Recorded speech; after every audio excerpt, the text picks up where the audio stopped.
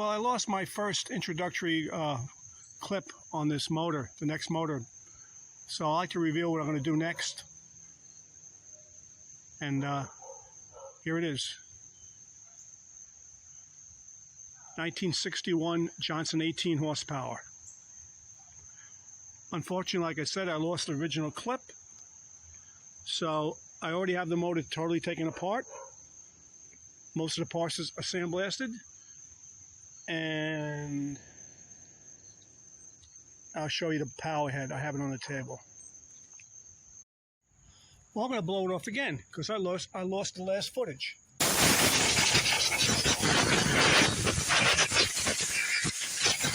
Just seen all the stuff that came out of here. I mean, it's like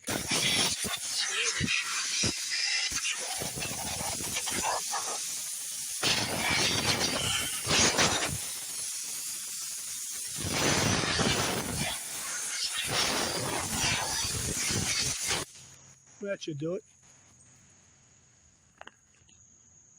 So I'm going to proceed and start taking it apart. Pretty much did all I could trying to free it up yesterday. So I let it soak overnight in the horizontal position again so the WD-40 could soak down, and I sprayed it in here.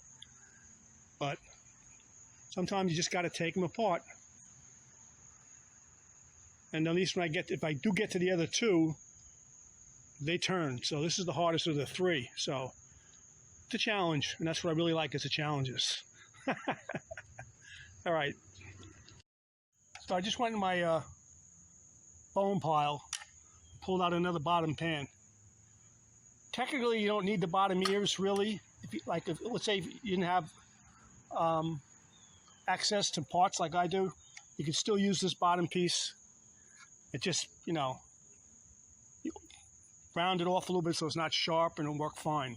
But in this case, I'm going to change it. I had 3 10-horse, 2 7.5s. I'm lucky I had 118 in this one area of my junk pile back there. So I'm going to put this on there once I pull everything apart. But just to walk around, the motor's in really rough shape. Again, I could have swore I had this running back in 2017-18, but she locked up again. I don't know why. Maybe water was getting in through that damaged, corroded block even when I ran it. But I'm going to take her all apart. She's pretty much complete. No tiller handle. Bracket's not broke. That's a good sign. No propeller. I probably stole it for another motor. It's got all the knobs on it. It's missing some of the foam rubber in the springs. But I'm going to blow it off with air right now and take it from there.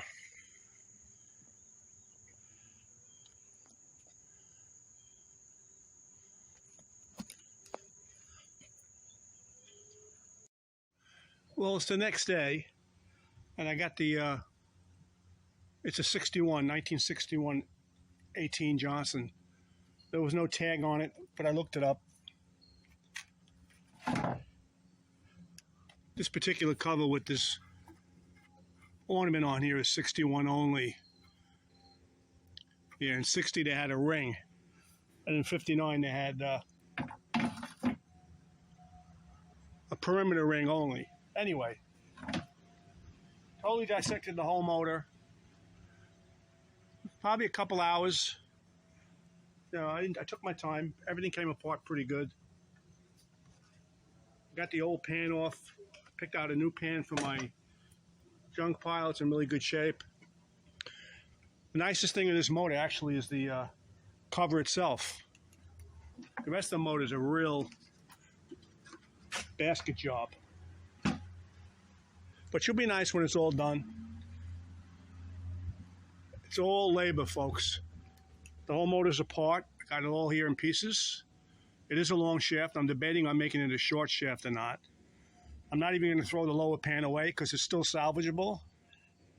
Most people would throw them away, but just because the points are broken off, you can manufacture points and bolt them on there if you had to. Or just don't put the motor on its back. Anyway, I'm up to this point now. I opened up the motor before, and she's really got a lot of powder and dirt on number 2 cylinders. So I'm going to take it all apart, Again, even when it looks like this, doesn't mean it's shot. Could be. It's 50-50. I have pretty good luck with them. My main concern is the crank. I have rods. Rods are pretty inexpensive if you had to buy a rod on eBay. Even the crankshafts you can get pretty reasonably priced nowadays because there's so many of them out there. But anyway, I'm going to continue to take it apart and give you the next update on it. All right. So all this came out of the number 2 bypass when I blew it out. So now I'm going to just blow it off, and take it apart and see how the bearings are.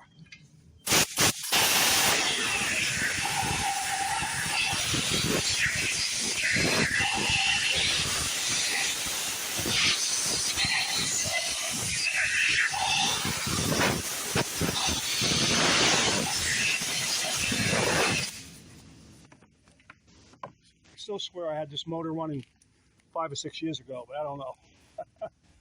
I lose track. But it looks 100% better already.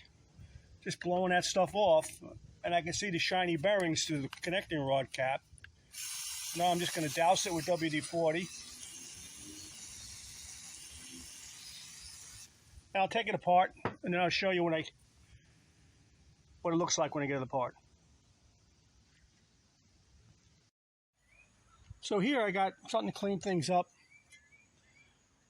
I took the crank in my shop, and all 3 bearings were just partially stuck, but they freed right up, so I cleaned them. I wire wheeled the whole crank. I polished the journals. I'm going to replace the bearings again on the number 2 cylinder because they're slightly rusty. The top ones were fine. And this good thing about this motor was rebuilt somewhere after 1969 because both pistons got pressure back rings on it. I kind of knew something was fishy with the motor because it was hardware that wasn't correct. Didn't have the right bolts, and I could tell it was taken apart. There actually was no bolt here holding the power head to the midsection. It was just the back ones. Anyway, I'm going to clean these pistons up. I'll show you what they look like when I'm done. And I'm going to have to break the rings out too. I actually thought about soaking these in, what's that? Muriatic acid, but I never tried it yet. I want to see what happens to them. I know you can't leave it in muriatic acid too long with the aluminum, so. But anyway, let me clean them up. Well, here I'm getting ready to sandblast the silencer and the block. I already did the front half.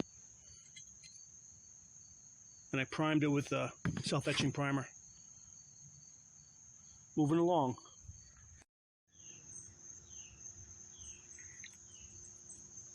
Reed plates.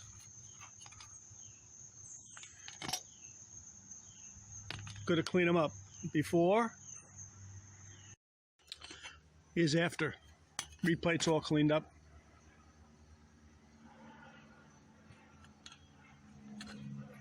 You'll have discoloration in the aluminum, but as long as it's not pitted bad, it's not a problem. I cleaned the brass lead plates and the stops with a blue fine Rolock. I disassembled everything. I put the reed valves on a flat plate, like this brass plate, and just polish them very carefully. That's it. Takes about 15 minutes to do the whole thing. Here I have the power head ready to be put back together. I got the pistons all cleaned up. New rings. I cleaned up the crank.